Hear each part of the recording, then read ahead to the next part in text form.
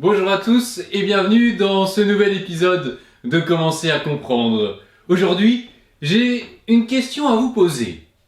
Qui a dit, si tu cherches Dieu et que tu ne sais pas par quel bout commencer, apprends à prier et fais l'effort de prier chaque jour? Est-ce réponse A, Ovide, dans les Métamorphoses? Est-ce réponse B, Jésus dans une interview accordée exclusivement au Pharisien Magazine? Est-ce réponse C, Mère Teresa? Alors j'ai pas réussi à trouver dans quel cadre, mais en tout cas c'était écrit dans Lieu 4, ou réponse D, Thor, dans un épisode des Avengers qui n'est pas encore sorti, où il se convertit, à la foi catholique. Ne réfléchis pas trop longtemps, c'est bien sûr Mère Teresa. Alors mettons-nous tout de suite à son école pour trouver Dieu. Commençons par nous intéresser à la prière.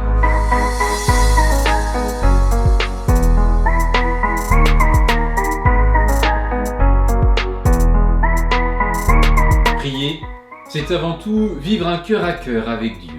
Notre prière est une relation personnelle et intime avec le Seigneur, si bien que nous aurions tous des choses très pertinentes à dire sur le sujet. J'ai donc choisi de vous livrer le secret de deux grandes saintes qui, par la simplicité de leurs mots et par la profondeur de leurs témoignages, nous aideront à mieux comprendre en quoi consiste la prière. La première, c'est Sainte Thérèse de Lisieux. C'est une jeune religieuse française qui a vécu au XIXe siècle. Pour elle, la prière, c'est avant tout un élan du cœur, un simple regard qui est jeté vers le ciel. C'est un cri de reconnaissance, un cri d'amour, dans l'épreuve comme dans la joie. Pour sa grande sœur dans la foi, Sainte Thérèse d'Avila, une religieuse espagnole du XVIe siècle, la prière n'est pas autre chose qu'un dialogue avec un ami, avec une personne que l'on aime retrouver souvent, seul à seul, pour parler avec lui, parce qu'il nous aime. Prier, c'est donc une question d'amour. C'est prendre du temps pour Dieu, par amour. C'est se laisser remplir de son amour divin.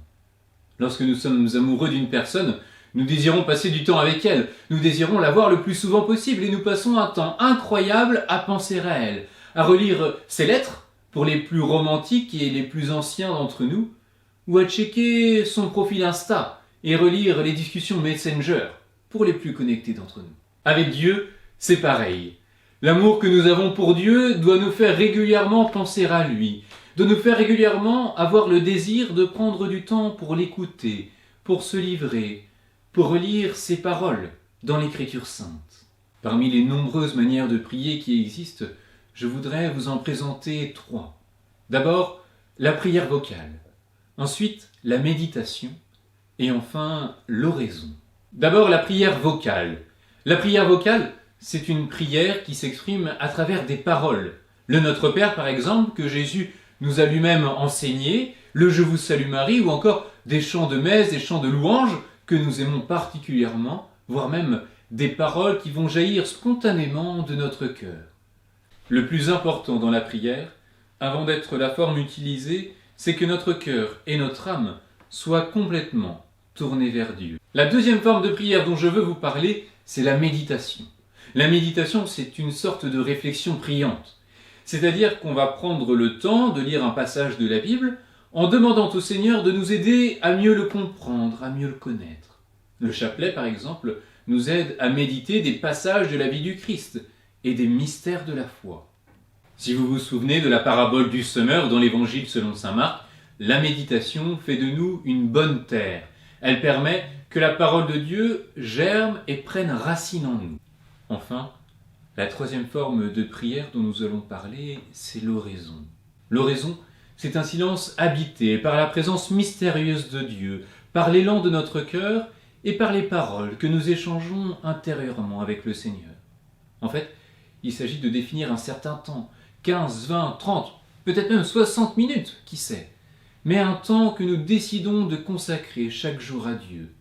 Dans l'oraison, on va faire de notre corps un lieu de paix, un lieu de silence intérieur. C'est un silence qui n'est pas là pour faire le vide, mais pour au contraire nous mettre en présence de Dieu, pour nous laisser emplir de lui, pour que nous puissions accueillir son amour, pour que nous puissions entendre sa parole qui se révèle pleinement en nous. Si la prière est un lieu de rencontre de Dieu, c'est aussi un lieu de combat. Et bien souvent, un combat contre nous-mêmes. Parce que nous trouvons que la prière c'est quand même un peu ennuyeux, un peu répétitif. En tout cas, c'est beaucoup moins intéressant qu'une bonne partie de Fortnite entre copains. Mais je voudrais vous aider à comprendre un truc, les gars. Lorsque vous allez à la plage, si vous exposez votre peau au soleil, qu'est-ce qui se passe? Eh bien, vous bronzez. Et pourtant, pendant que le soleil tannait votre peau, vous ne vous rendiez compte de rien. Pour vous, c'est comme si rien ne se passait.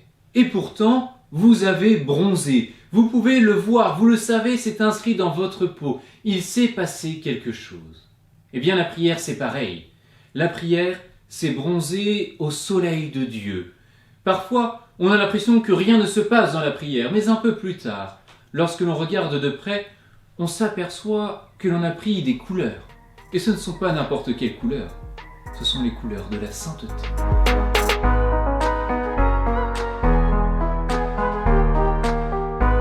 Si tu n'as pas l'habitude de prier, eh bien je te propose un défi, je te propose de faire un essai. Engage-toi, quoi qu'il arrive, à prier quotidiennement pendant 3 ou 4 semaines. Et ensuite, après ces 3 ou 4 semaines, prends le temps de faire une relecture de ce qui s'est passé à l'intérieur de toi, autour de toi.